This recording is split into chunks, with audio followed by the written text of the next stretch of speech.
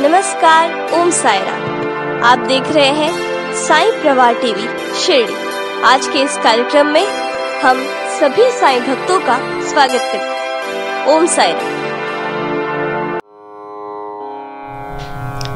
ओम साई राम।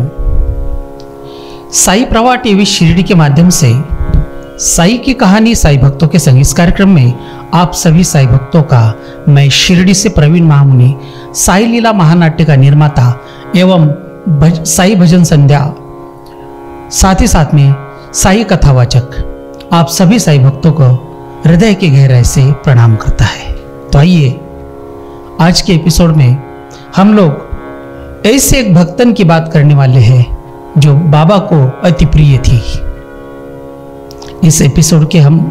इस भक्त के एपिसोड के 3 भाग करने वाले हैं। वैसे तो बाबा के जीवन चरित्र को कितने भी जीवन तक हम लोग बताने की कोशिश करेंगे तो कहते हैं आए दिन बाबा कुछ न कुछ चमत्कार और करिश्मा दिखाते रहते हैं, क्योंकि करिश्मा और चमत्कार ये बाबा के 2 हथियार हैं। इसीलिए हर दिन कहीं ना कहीं बाबा अपना चमत्कार जरूर दिखाते रहते हैं।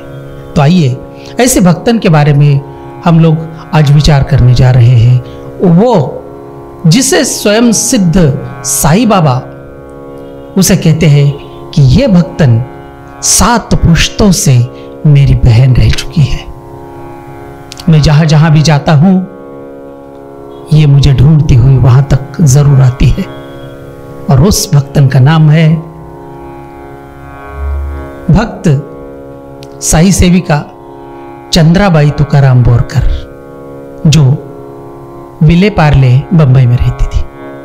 तो आइए आज के इस सुंदर एपिसोड की शुरुआत करते हैं और देखते हैं कि किस तरह चंद्राबाई बोरकर बाबा से प्रेम करती थी, बाबा से भक्ति करती थी, बाबा की लगन लगाती थी। कहानी बहुत घरेलू है। भक्ति का कोई मार्ग नहीं होता, भक्ति की कोई दिशा नहीं होती और भक्ति का कोई स्वरूप नहीं रहता। शिरडी से लाई हुई ऊदी चंद्राबाई एक डिबिया में बिल्कुल ध्यान से अपने पूजा घर में रखती थी। उनके पति तुकाराम, जिनका तबादला एक बार नासिक के पास किसी छोटे से गांव में हुआ था, वहां रहते एक दिन चंद्राबाई के पति तुकाराम बीमार हो गए। ये देखते हुए चंद्राबाई बड़ी परेशान हो गई। बहुत ही तेज बुखार तुकाराम जी को आया था और वो तेज बुखार लगभग 103 डिग्री के ऊपर चला गया था। बिल्कुल उनके पतिदेव स्वस्थ नहीं थे। इसे देखते हुए चंद्राबाई परेशान हो गई। उसने बाबा के लिए फुहार लगा दी कि बाबा मेरे पति को ठीक कीजिए। और उसने उस डिबिया से थोड़ी सी ऊदी निकाली और तुकाराम जी के सर पर, माथे पर लगा दी। फिर भी ज्वर कम नहीं हो रहा था। यह देखते हुए चंद्राबाई ने ऊदी पूरे शरीर पर मल दी और पट्टियां, नमक की पट्टियां उसके सर पर लगाते हुए वो उनके पैर दबाने लगी। रात बढ़ती गई। रात के 2-2:30 बजे तुकाराम जी को हल्की सी नींद लग गई। यह देखते हुए चंद्राबाई उनके पैर के पास बैठी थी, वही उसे भी हल्का सा नींद का झोंका लग गया। और जैसे ही चंद्राबाई नींद में चली गई, गहरी नींद में चली गई, तो एक सफेद कफनीधारी फकीर उसके सपने में आया और कहने लगा, चंद्राबाई अब तुम्हें डरने की कोई बात नहीं, क्योंकि तुमने पूरी ऊदी तुकाराम के शरीर पर लगा दी है। मैं उसे जरूर ठीक करूंगा। वो सवेरे 11 बजे तक सोता रहेगा, लेकिन जब उठेगा तो उसे बाहर कहीं भी मत जाने देना। यह बताया और यह बताते हुए वह फकीर अंतर्धान हो गया। सवेरे जब चंद्राबाई उठकर देखती है तो तुकाराम को पसीना आया हुआ था। चंद्राबाई ने पसीना पोंछ डाला। फिर से एक बार तुकाराम जी के पूरे शरीर पर ऊदी मल दी। उसे बहुत अच्छा लगने लगा। तभी चंद्राबाई ने तुकाराम जी से कहा कि कल सपने में मुझे एक फकीर आकर उन्होंने कहा है कि 11 बजे के बाद आपको बाहर कहीं नहीं जाना है। लेकिन तुकाराम, जो उनके पति किसी देव, भगवान या दैवी शक्ति को कभी मानते ही नहीं थे और बाबा को भी नहीं मानते थे, उन्होंने कहा कि अरे कुछ भी, मुझे बहुत अच्छा लग रहा है, मैं बाहर थोड़ा सा टहल कर आता हूं। सामने, उनके घर के सामने ही रेल की पटरी जा रही थी, वही स्टेशन था। मैं स्टेशन से जाकर आता हूं, थोड़ा टहलता हूं तो मुझे ठीक लगेगा, ऐसा कहकर चंद्राबाई की बात ना मानकर वह पैदल ही रेलवे स्टेशन पर चला गया। वह अपने दोस्त के साथ बात कर ही रहा था और उस बातों बातों में उसे कुछ पता ही नहीं चला कि पीछे से कोई ट्रेन आ रही है। वह पटरी पर खड़ा था। मनमाड़ की ओर से आने वाली एक ट्रेन ने जोरदार धक्का मार दिया, उसे कुचल दिया। वह उछलकर किसी और जगह पर जा गिरा और यह सब सामने खड़े होकर चंद्राबाई खुद देख रही थी। और यह सब सीन, यह सब नजारा देखकर उसको चक्कर आई और बाबा ऐसा चिल्लाकर वो मूर्छित होकर जमीन पर गिर गई। कुछ क्षण के बाद उसकी आंखें खुली तो एक कूली जो स्टेशन से आया था वो उसे उठाने की कोशिश कर रहा था। तब वो कह रहा था कि भाई, तुम्हारे पति को घर लेके जाओ, वो बेसुध पड़ा है। तब पता चला कि कुचलने के बाद भी उनके पति जीवित है। उस कुली की सहायता से चंद्राबाई ने अपने पति को जैसे तैसे अपने घर पर लेकर आई, क्योंकि उस गांव में जल्दी से डॉक्टर की सेवा उपलब्ध नहीं थी। चंद्राबाई के पति की 2 हड्डियां टूट चुकी थी। यह देखते हुए चंद्राबाई ने उनसे कहा था कि मैंने तो कहा था कि यह बाबा का आदेश है, आपने बाबा के आदेश का अनादर किया और इसी की वजह से आपको ट्रेन ने कुचल दिया।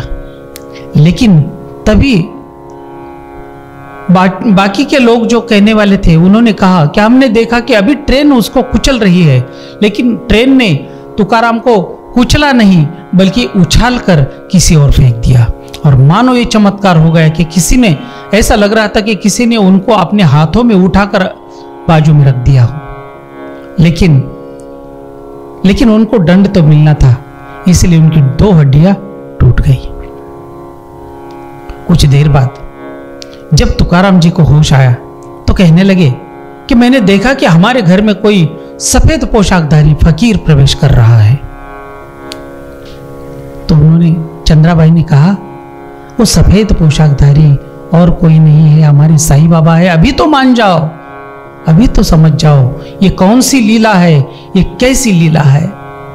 चंद्राबाई बिलक बिलक कर उन्हें कह रही थी, समझा रही थी कि हमारे परिवार पर आज कौन सी आपदा आने वाली थी, लेकिन बाबा ने स्वयं आकर हम पूरे परिवार को बचाया है। जब आप ही नहीं रहते तो चंद्राबाई क्या करती। ये सोचते हुए उसने बाबा की ऊदी फिर से एक बार तुकाराम जी के पूरे बदन पर मल दी। तब जाके तुकाराम जी मान गए और कहने लगे कि हम बाबा से मिलने के लिए शिरडी जरूर जाएंगे। जैसे तैसे दिन कट गया, रात हो गई, लेकिन दर्द मानो सिर चढ़कर बोल रहा था। दर्द के मारे तुकाराम कराह रहा था और उनकी यह दशा चंद्राबाई को देखी नहीं जा रही थी। जैसे तैसे तुकाराम जी को बेड पर लिटाया और थोड़ी सी उनको नींद लग गई। यह देखते हुए चंद्राबाई भी सो गई। लेकिन उसी क्षण रात को 11 साढ़े 11 बजे फिर से साईं बाबा स्वयं चंद्राबाई के सपने में चले गए और उन्होंने कहा, चंद्राबाई, मैं जो नुस्खे बता रहा हूं वो सारे घरेलू नुस्खे हैं, उनका प्रयोग करो और उस प्रयोग से तुम तुकाराम की तबीयत ठीक कर सकती हो। और बाबा ने कुछ नुस्खे चंद्राबाई को बताए और दूसरे दिन से ही चंद्राबाई ने उन नुस्खों पर अमल करना शुरू कर दिया। उन नुस्खों के साथ मरहम पट्टी लगाना, कैसे जोड़ पर वह लेप लगाना और उस पर कैसे ऊदी लगाकर उसको पट्टी बांधना, यह सारी बातें जैसे जैसे बाबा ने बताई थी उसी प्रकार चंद्राबाई ने करनी शुरू कर दी। मन में अगर श्रद्धा हो, भाव हो, तो कोई भी कार्य असंभव नहीं होता। और यह असंभव कार्य बाबा ने संभव करके दिखाया था।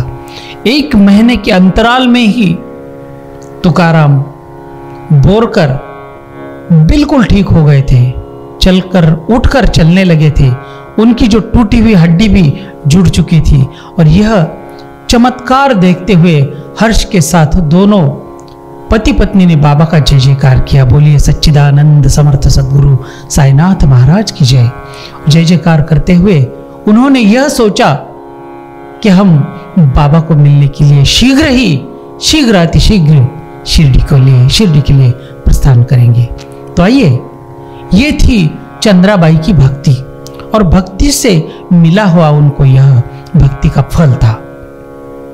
भक्ति रंग लाती है, लेकिन जब तक भक्ति अपने चरम सीमा पर पहुंच जाती है तभी बाबा की कृपा बरसनी शुरू हो जाती है। तो आइए, सभी भक्तों से निवेदन है कि अपनी भक्ति कभी कम मत होने देना, अपना विश्वास कभी कम नहीं होने देना, क्योंकि फल अवश्य मिलता है। फल अवश्य मिलता है।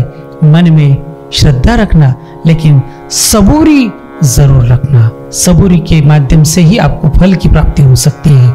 तो आइए, इसी एपिसोड को आगे बढ़ाते हैं और अगले एपिसोड में देखते हैं कि चंद्राबाई बोरकर और श्री साईनाथ महाराज, इनका क्या संबंध था, कैसी घनिष्ठता थी, और दोनों किस तरह से बाबा से मिले और हर्ष के साथ बाबा के कितने आशीर्वाद प्राप्त कर चुके थे। तो आइए अगले एपिसोड में देखते हैं चंद्राबाई बोरकर का सुंदर सा एपिसोड, साई की कहानी साई भक्तों के संग, इस कार्यक्रम में साई प्रवाह टीवी शिरडी के माध्यम से। तो आइए, साई प्रवाह टीवी शिरडी इस चैनल को ज्यादा से ज्यादा लाइक करें, ज्यादा से ज्यादा सब्सक्राइब करें और ज्यादा से ज्यादा ढेर सारा शेयर करें, ताकि बाबा की कहानी घर घर तक पहुंच जाए। ओम साई राम।